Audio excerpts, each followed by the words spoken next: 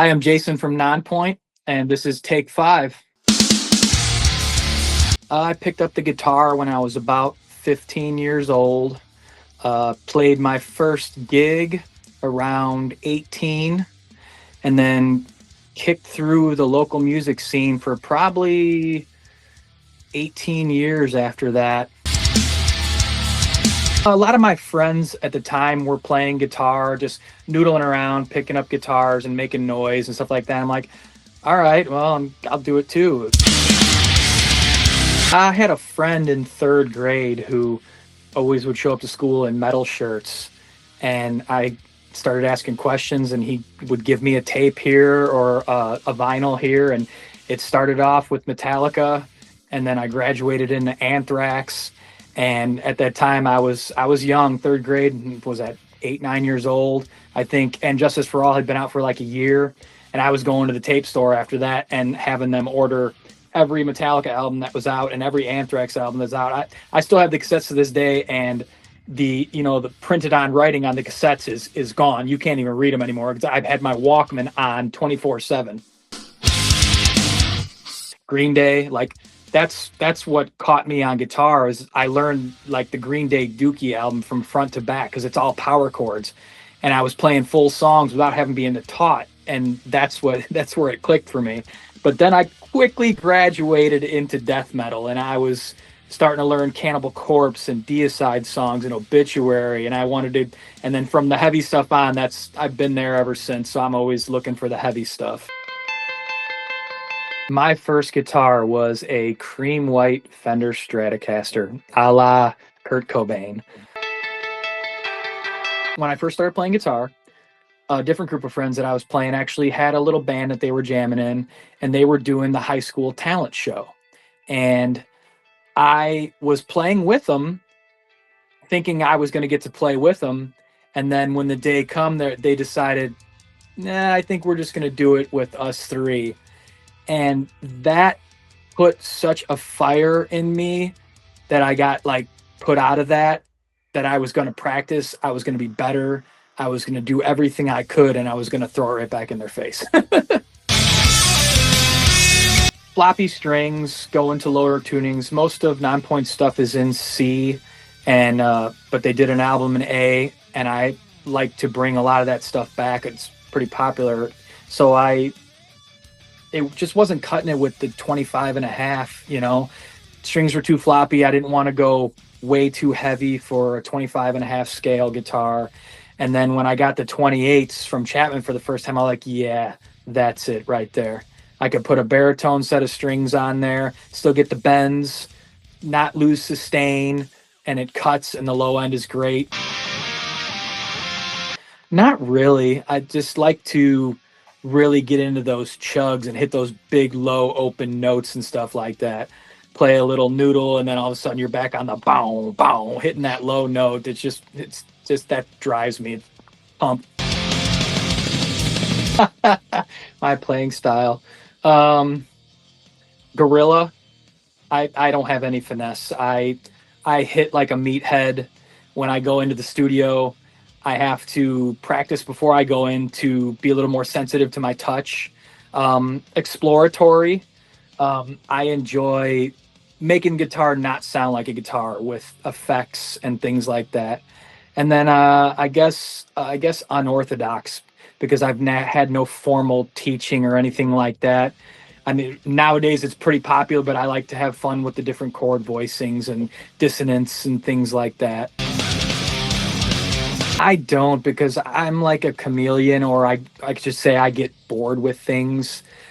Most guitar players, I think, would agree. I'm a tone chaser. I'm a noise chaser.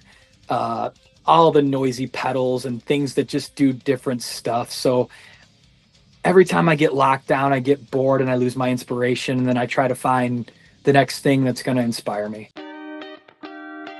Recently, I'd say it's actually social media and YouTubers and things like that. Like the last couple of days, I probably logged about 32 hours of watching this YouTuber, Nick Broomhall, on his production and songwriting skills. And that opens up new doors for me because that's something I'm trying to get better at too, is just my production and songwriting skills. Always trying to get better at that. But yeah, social media guitar players, man, the bedroom guitar player, that the stuff they do just blows me away now, and I want to pick up tricks like that. Uh, I would say the bridge section in Pantera's Great Southern Trendkill, when Dimebag goes to that. I learned that when that came out, and I was like, that is so cool. It's bluesy and it's awesome, and the rest of the song just slays. My practice routine is pretty much just noodling, trying to dial in a sound or dial in a noise. It's always noodling, or I'll watch a YouTube video or something and pick up a lick real quick that I want to try to emulate or take a little section of and stuff like that. But it's always noodling. Oh my God, that's a tough one.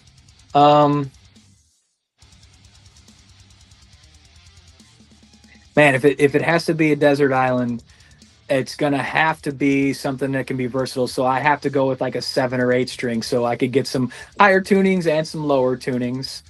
Amp, just because I've had one for a long time, I would probably go with like a Mesa triple rectifier. It's always done well for me. And then a pedal. It's gonna have to be some kind of multi effects pedals because I can't just live with one. Man, you can do a lot with delay. I would probably say delay, just because I love carryover notes or uh, double notes. So you're striking one and it's like ding, ding, ding, ding, carries over. Delay is pretty versatile. I can do a lot with that, and doing swells and things like that. It's definitely in the hands. You can have two guitar players playing the exact same rig, the exact same guitar, and it's still not going to sound exactly the same. I really don't know on that one. I don't know. I really don't. If I can get a ripping tone, I get a ripping tone. Doesn't really matter where it comes from. Every night we have a thing called Power Hour. It's the hour before we get on stage. Everybody is, I can't say they're asked to leave the room, but everybody knows that's our time. Us 5 guys, we get together alone, we put on some music, we vibe, we change clothes, and we just have a good time and chill out. And that's pretty much how it goes. A lot of stretching too. Yeah, that's our favorite part. If we're not moving on stage, something's wrong. Somebody's sick or they're hurt, or I don't know, the music just forces that out of us. That's why we have the guys in the band that we have, because it's part of who we are. I'd say one of my favorites was just like a couple years ago. We did the Blue Ridge Rock Fest pre-show.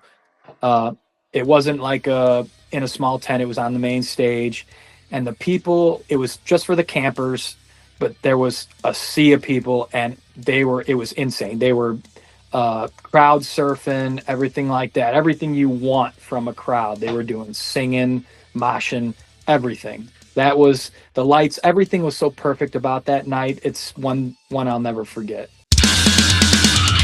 Biggest life lesson is learn everything. Don't settle. I know you play guitar, but learn as much about your instrument as you can, and at least a little bit about every other instrument you're performing with, and learn the sound side of it. Learn everything about production. It's important. It really will inform you on everything else that you do with your guitar. My guitar would mostly go, ouch, bro, take it easy. Take it easy. Don't give up. Don't give up. Especially when you're young, just starting, learn how to separate friendships from band members. I guess that was a real tough one for me early on, because usually most of the people you start playing with are your friends. And then when you start getting serious, it makes things very hard to be honest with them about, or to remove yourself from the band or move on because you're afraid to damage that friendship. It's just that it's just criticism. I don't think not everybody knows your state of mind or what you could be going through or whatever. Um, Take it, but don't hold on to it. If you know what you want, it shouldn't really matter too much. Dabble in many. Ooh, I personally am self-teach through trial and error. Tube amp, loud and raw. Stage, absolutely. Rhythm, 100%. Tone and feel. Totally written song. Even though I don't really play, I love a good single coil pickup. Big pedal board, big crowds, respected. This is Jaysin from Nonpoint, and I just want to thank you for taking 5 with me.